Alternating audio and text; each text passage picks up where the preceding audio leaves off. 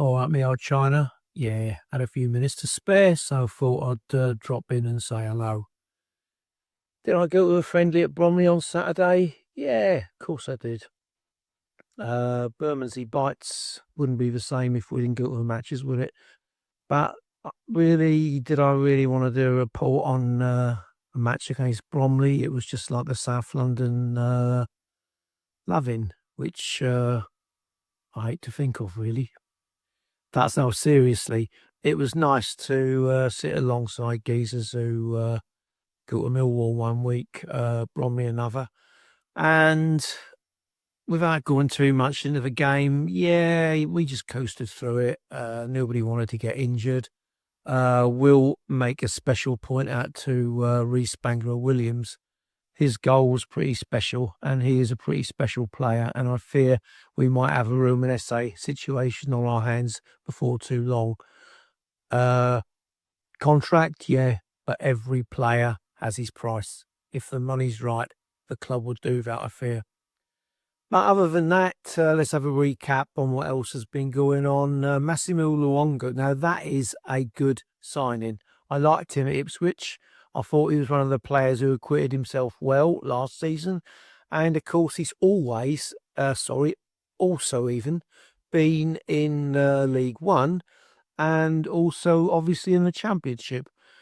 It would have been fantastic had we been able to keep Georgie Saville in some way or other as a kind of a backup, because he'd be the first to admit he's Luton Town now, and that's about the level, because he ain't got the legs to play 90 minutes of the kind of game that he does in that division, the Championship. He's reinvented himself as a defensive midfielder.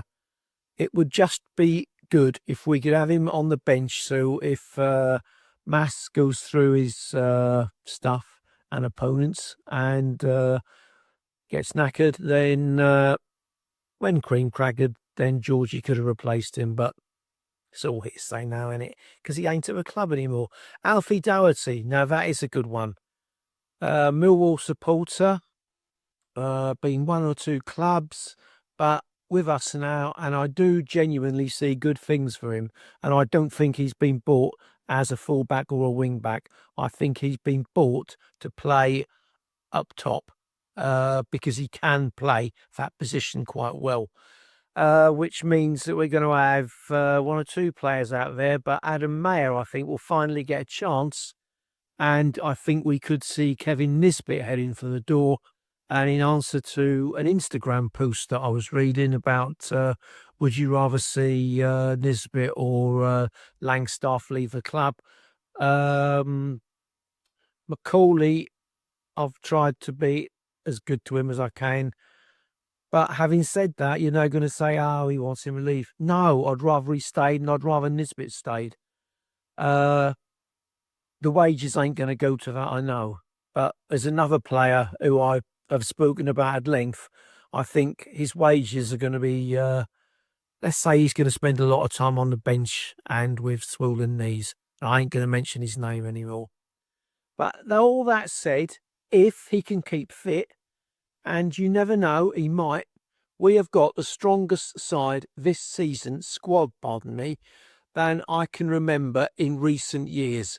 And a lot of teams are going to be very surprised by how well Millwall FC do this season. Game tonight at Sutton, no, I ain't going to that one.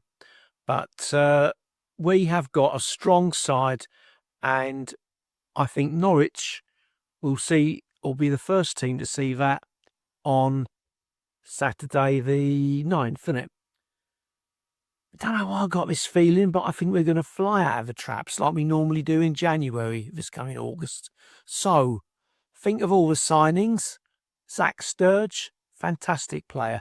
That's what I mean when I say about he's going to be the wing back, full back, and then Alfie Doherty will be playing further up the pitch. And I think Jill Bryan will be spending more time as a backup if he's still at the club. Anyway, good luck to the boys tonight at Sutton in one of their final warm-ups. And I think we're in for a good season, as I said at the end of last season. Come on, you Lions. Paper to you.